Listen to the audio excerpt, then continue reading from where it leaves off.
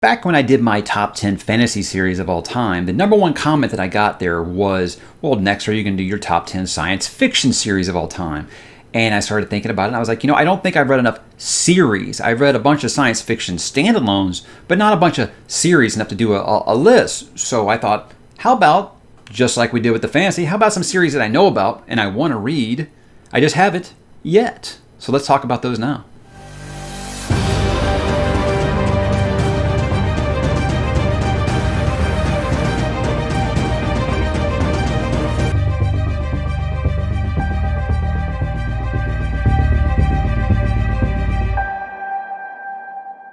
Hey, what's up, bookworms and science fiction fans? Mike here today to talk some science fiction. Something that I really want to expand on this channel is the science fiction. I've stuck so much to fantasy, it seems like, over the last year with some Stephen King sprinkled in there. I haven't really paid enough attention to the science fiction, so I really want to increase that. Despite the fact that I'm starting a 2-year-long read-along of Malazan, we're going to talk about some science fiction today, and mostly series that I know about and I want to read. I just haven't yet. So let's get into that. First, I want to talk about some of the rules here. I require some form of space travel or interstellar beings or a futuristic setting. No dystopian Earth, no alternate Earth timeline stories. Hard, futuristic, be it near future, distant future, cyberpunk, space opera, science fiction. So basically, no fantasy that poses as sci-fi.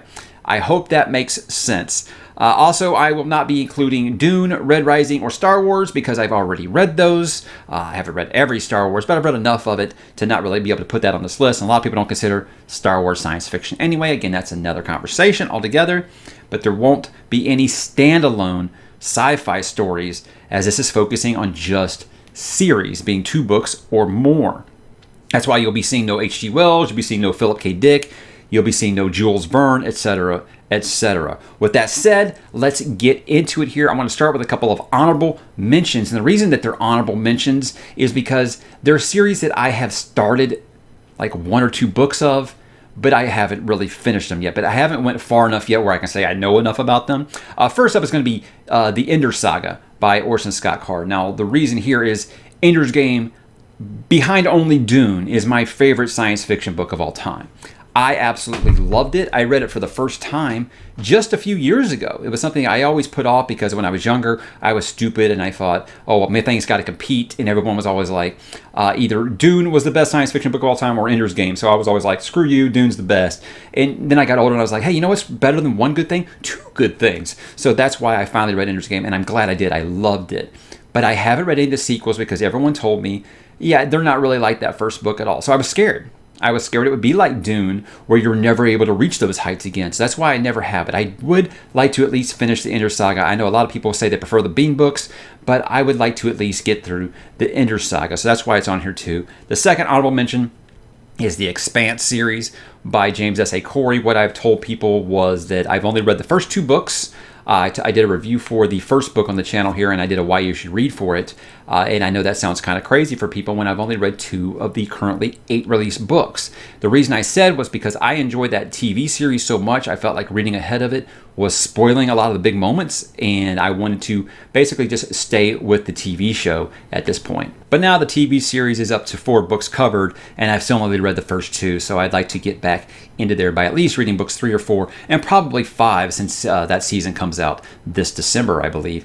Actually, I don't know if the virus shall not be named delayed that or not, but that's, again, I'm getting off topic here. So let's get into the main list here. These are in order of how badly I want to read them. So let's go backwards here, starting with number 14. This is the Sprawl trilogy by William Gibson. I'm going to give kind of a quick synopsis of what these are about. No spoilers because I don't want to be spoiled, and I definitely don't want to spoil you guys.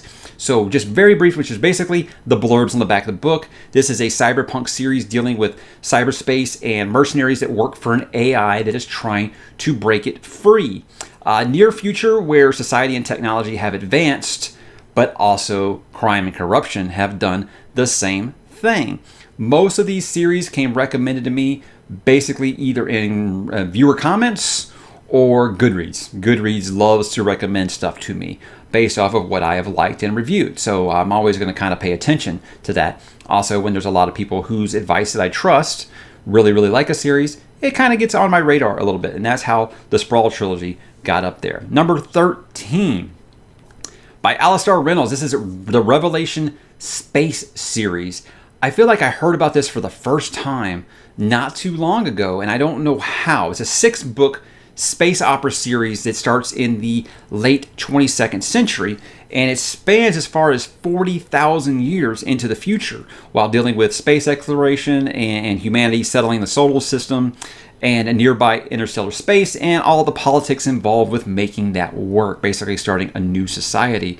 So that to me sounds very similar to how Foundation by Asimov has been described to me. So you might be hearing about that one again pretty soon. Number 12, the Night's Dawn trilogy by Peter F. Hamilton. I talked about The Expanse. That's how this series was introduced to me. A lot of people that know how much I like The Expanse have said, imagine The Expanse, but more grimdark. And grimdark, that's like the key word here. That gets my attention every time. He said 27th century and humanity has been broken into 2 factions, the Atomists and the Edenists. Atomists are considered to be the everyman, pretty much the normal person, while the Edenists run the economy by harvesting resources from the gas giants. Now, there's everything from sentient living ships and space stations to alien races, and showing how the advances in technology aren't always for the better. Anything that's a trilogy, I feel like is an easy okay for me. Anything that's over a trilogy these days, after I just finished 14 books of Wheel of Time, I'm like, okay, you know what? In 15 books of Dresden Files, I'm ready to just get down to some series that are, 5 books or less, so that might influence some of the things on this list here. So I see a trilogy, I think, okay, I could probably do that. Number 11, this is one that people probably know a lot about, Takeshi Kovacs by Richard K. Morgan. People more recently have learned about this series from the Altered Carbon adaptation on Netflix, which is the first book in this trilogy. It was on my radar before that. I knew about Richard K. Morgan a while back. I still have yet to read any of his stuff. I've had a Land Fit for Heroes on my all the way back, I think, on my iPad when I was reading off of my iPad still. So I can't really testify either way how great of a writer he is, but obviously these books are very popular. It basically, to me, this sounds like the New Age Blade Runner. And it was, 25th century, and class warfare is still extremely prevalent. Whereas most of these science fiction things, were in a utopian state by then. But for this, actually, that's not fair. I think sci-fi is either a utopian state or everything's just gone to shit. It seems like there's never anything where it just seems like it's kind of like it is now, just with better technology. And that's what this kind of sounded like to me.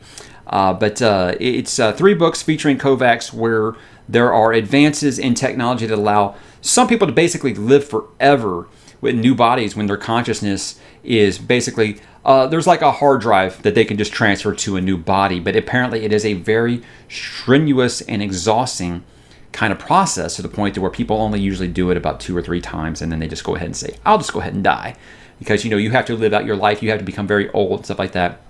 It isn't like, hey, I want to stay 25 forever kind of thing. So there are the drawbacks to it. Apparently, it isn't a fun process. So to me, I might be basing the Blade Runner thing off of the TV series. I don't know. I only watched about 4 episodes of the TV series and I tapped out. It was okay. It just wasn't anything that was really, really just grabbing me. Too many muted colors, guys. It's okay to make your futuristic TV show bright. I'm just going to put that out there. Number 10, The Gap Cycle by Stephen R. Donaldson. Yes, I know that he wrote Thomas Covenant. Yes, I know I haven't read any Thomas Covenant yet, and I should probably do that first, but this is a science fiction list, so we're going to talk about that. This is a 5-book space opera series dealing with morally great characters in a near future when Earth has become dependent on resources outside of its own. I know that's really vague, but like I said, I'm just going off kind of the cover blurbs on some of these to avoid spoilers for you and for me. But this series gets recommended a lot by folks, again, that know I like The Expanse. This and the Peter Hamilton ones always get recommended to me because, again, they say that this is very much a more violent and disturbing version of The Expanse. A lot more death, a lot more, let's just say, sexual innuendos that might not make readers comfortable. So, hey, bring on the dark. I'm always in for more dark. And obviously, I know Stephen R. Donaldson by his reputation. People have been reading Thomas Covenant for as long as I've been alive, I believe. So Obviously, I know the guy's got some chops, and if you're a fantasy author and you decide to make this jump to sci-fi or backwards, I'm always interested in seeing the differences there. So again, I don't know if I'll read this before I read Thomas Covenant or not, but I definitely want to give this man some respect because he apparently has earned it from legions of fans. Let's move on to number 9 here, and that is the Space Odyssey series by Arthur C. Clarke. 4-book series. I don't think it really needs any kind of introduction from me. The pop culture phenomenon that Stanley Kubrick's adaptation continues to be even today. I think that really says all you need to know about it. But this is a series. It's pretty much an allegory on how mankind exploring space and the universe, and in turn the universe's reaction to humanity doing so, as well as what happens when man versus machine breaks down in accordance with space travel. Again, I don't think that there's anyone, if you haven't seen 2001, the movie, I think that anyone knows those pop culture references. I can't let you do that, Dave. So I feel like this is one, there's 4 books here, and I feel like it could probably, I'm not going to lie, this is a very unpopular opinion. The last 20 minutes of 2001 Space Odyssey, the movie, to me, it's like, all right, that's just got real too weird to me. So I'm hoping maybe it can explain that a little better. Why is there a floating baby? So I feel like that would be something that I need to get in there. Much like number 8 on this list, and this is one that I'm embarrassed to admit that I haven't read because I feel like you need to have your sci-fi dork cred taken away if you haven't read Isaac Asimov. And this is, of course, the Foundation trilogy. I know this is a 7-book series, but I'm focusing on the trilogy, which is Foundation, Foundation and Empire, and Second Foundation. That's the 3-volume collection that I have. And with the Apple TV series coming out and just putting out its first trailer, I said, okay, I need to move that up and read that rather soon because I'd like to read it before I watch it, even though people have kind of been mixed on if it looks like a faithful adaptation or not. And from what I understand, it's a series that spans just like thousands of years, so it'd be really hard to actually adapt faithfully. So I can understand that. But as far as I know, the series deals with old empires crumbling and, I think they're called like psychohistorians or something, psychologists creating a new empire while still preserving the best from the previous one. And it's, like I said, it's a story that spans thousands of years. And I'm just embarrassed I haven't read any Asimov at this point. I feel like you kind of have to. It feels like the Tolkien of fantasy or science fiction, where you have to read that to validate your reason for being here. So if that's been amped up for me a little bit, that's on me. That's just kind of how I feel about it. Number 7, I think it's pronounced Bobbyverse, the Bobbyverse series, or is it Bobbyverse? I think it's Bobbyverse because the main character's name is Bob. But this is by Dennis E. Taylor. It's a trilogy about a man who decides to have his brain cryogenically frozen before he dies. And when he does, he awakens 117 years later and finds out that he is now like the artificial intelligence of a computer matrix system in a vastly changed world. So it's nothing groundbreaking or anything that I think I've been told this story in many ways before, but I've been also told that this series is pretty light. It's something that you can probably read in a few days. And I think anytime you're going into any kind of thing like this, you need some of those series. It can be a little lighter. Not everything has to be super epic with amazing world building and all that. Sometimes you can just have something that's a good, fun, quick read. That's what I've said about Dresden Files. It doesn't take away from saying that it's a great series. It's just it doesn't require you to completely drop your entire existence in life to study this universe. So I think that that's something that could be quite fun. And again, 3 books, quick reads, why not? That's why it's so high on the list. Number 6, The Murderbot Diaries by Martha Wells. This is something I did recently where I did my 10 female fantasy authors I want to read, and that came up a lot. I said, well, I really draw a fine line between science fiction and fantasy, so that's why she wasn't on that list. Obviously, these are on my radar. I have the first 5 novellas on my Kindle, and it's an ongoing series, I believe, is 5 novellas and 1 novel, with a new novel coming in 2021. I might be wrong on that. That's just what I believe. Or they're just really short books. Some people get mad when you call them novellas. Some people get mad when you call them short stories. They're like 200 pages or less. So I'm going to stick with novellas. But it deals with a distant planet from Earth and a company supply droid that is self-aware. And it is searching for the meaning of life after developing a huge amount of scorn for humanity. But it's been sold to me as a very cerebral series, but also being full of humor and lots of laughs. And I think that that's something that you kind of need. Sometimes these science fiction stories just get so weighed down in self-seriousness that they forget to, have some fun once in a while. And I'm not saying we have to be slapstick. We don't have to be corny. We don't have to be making, it doesn't have to be the 27th century like the Orville and we're making jokes from 2010. That's different. I mean, we don't need to have that. But, some levity once in a while, I think, to break up just how dire everything is. It's kind of needed, and I would appreciate that. Number 5, the Children of Time series by, I hope I'm saying this right, Adrian Tchaikovsky. That's how I'm pronouncing it. It's currently a 2-book series. I'm not really sure if he plans on continuing this past that. I couldn't find a real answer. Again, like I said, I started getting weary of spoilers, so I stopped looking. I believe R.J. Barker on a AMA said he's very good friends with Adrian, and he said that he told him he has all these ideas for a 3rd book, and he's pushing him to write. So I believe that he will eventually write a 3rd book. But as far as what's going on right now, nothing but incredible things have I heard about this series. But it deals with humans racing towards, or they're kind of leaving a depleted Earth. It's out of resources, leaving to find a new home. Again, this is nothing new. We've heard this in sci-fi for years. But once they find a habitable planet, they find that things aren't as easy to reestablish as they thought. And I stopped reading the synopsis there because, like I said, it sounded kind of spoilery. So I'm always in for a Lord of the Flies type of remaking a new world while trying to use the ideals of the old world, and they're not quite as easy to reestablish as you thought. So think of that what you will. It sounds very, very interesting to me. Number 4, this is probably the most recommended Goodreads. I don't know if they have a deal in place with this gentleman or not, but this is probably the most recommended Goodreads story to me, and that is Old Man's War by John Scalzi at number 4.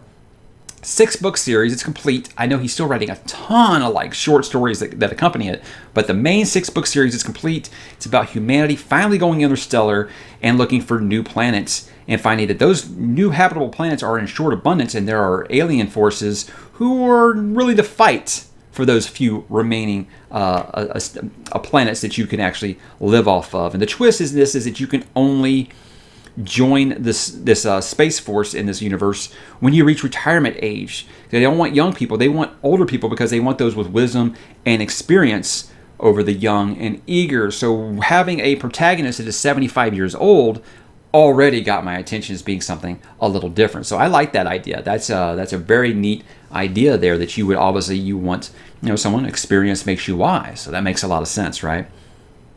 Number 3, the Culture series by Ian Banks. This is probably the most recommended series I get anytime I talk about science fiction. Anytime I talk about Dune, people know I love Dune, and they say you love the Culture because it's a lot like Dune. And you know what? I hear that a lot. And every time I tell somebody that someone told me this blank series is like Dune, they jump in the comments and say it's nothing like Dune. I'll probably think it's nothing like Dune. But that is what obviously got my attention. But it is a 10-book series, which is a dagger right off the bat. I said I don't want to do any long series, but apparently these are not... They're loosely connected in the same universe, so you don't even have to read them in order, apparently. So if they're just it sounds to me kind of like Discworld, where they're all just kind of disjointed, where you can pick up one and enjoy it, but if you've read others, you'll pick up some things. If that's what it is, okay, that's neat. If that's wrong, that's just what I've heard. Okay, so I might not be correct on that. But it's a post-scarcity, semi-anarchist utopia consisting of various humanoid races and managed by very advanced artificial intelligences. Yeah, like I said, lots of comparisons to Dune, so that got my attention. But hearing that Banks imagined a future that is transformed by the evolution of culture first and foremost over technology, which is a secondary plot, really intrigued me. I like that a lot. So anytime you got some science fiction that's a little bit different, sounds like it's using those tropes that you're used to, but it does some different things, that's a neat idea to me. Because what I like about Dune the most is it's thought-provoking, it's philosophical, it makes you think about things other than just pew, pew, pew. That's the good stuff. I'm really here for that. Something that's thought-provoking. It's going to make you think. Number 2, The Remembrance of Earth's Past. Again, I hope I'm saying this right. Liu Cixin, I think that's how you say it. Highly popular trilogy about humanity's first contact with extraterrestrial life and how it has divided Earth between people who want to welcome these superior beings that are going to, save us from the corrupt and this terrible planet that we've become, and those who treat it as the alien invasion it is and want to fight against it.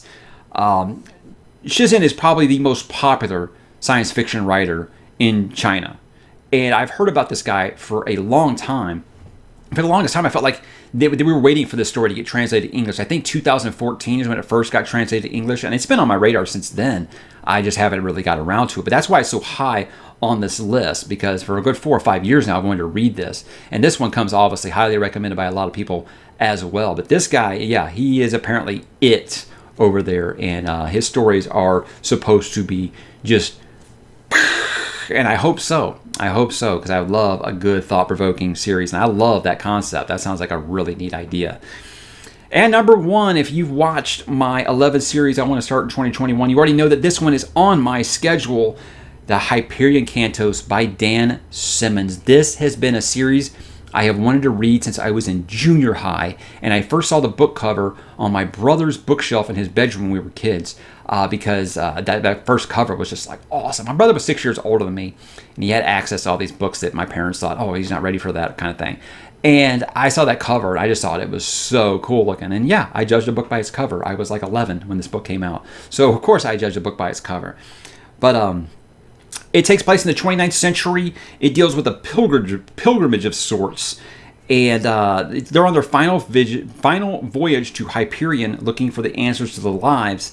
And they potentially control the fate of humanity in their quest. Oh, that's a hook right there, right? I have heard so many mixed things. I've heard Hyperion is great. The partner series, Endemonion? Anyway, the books 3 and 4... I've heard more mixed things on that. Most people love Hyperion, and people seem to be mixed on the partner series there. But I'd like to read all 4, but especially these first 2, because, like I said, it's just been something that's been on my list forever. And the feeling of finally crossing it off, kind of like I've got with Malazan coming next year, finally getting to it, finally crossing that off the list. The only thing I can think is comparable is The Black Company by Glenn Cook that I've been kicking down the road for decades. So yeah, this feels like a one that's finally just coming off the bucket list of books to read there. And guys, that is 14 science fiction series that I want to read here in the next few years. I don't have anything on the schedule at the moment besides the Hyperion Cantos, but like I said, I do plan to try to mix it up a little more. I'm adding more horror on the channel, and I want to add more science fiction on the channel because it's just starting to turn into just fantasy, and that's never been my thing. I've never been just a fantasy guy, so I would definitely like to expand those other 2 genres as well as the fantasy. Guys, what is your list? What have you not read that you'd like to? Or what have you read that you'd like to recommend that I didn't talk about here? If I haven't read it, I'll always be interested in listening to it. There are no wrong answers, guys. Hit me in the comments and I will talk to you there.